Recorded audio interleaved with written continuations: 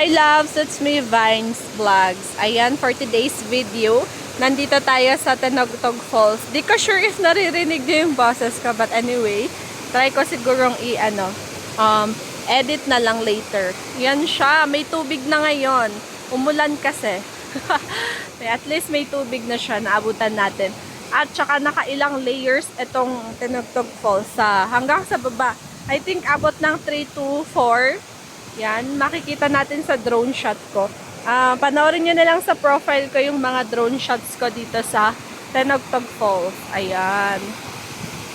So, umulan kahapon.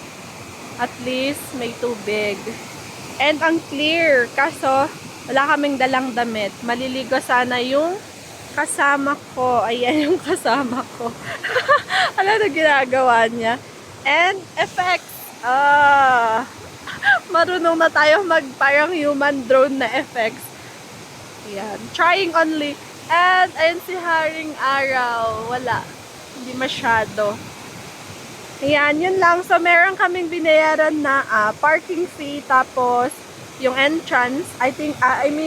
Environmental fee. 55 pesos per person. Ayan. So yun lang ang update ngayon sa Tinogtog Falls. After summer, nagka-water.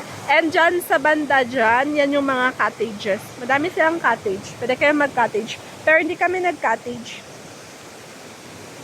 Hindi naman kailangan. Pwede dito sa bato. Yan. And pababa na doon. So, yun lang. Thank you for watching.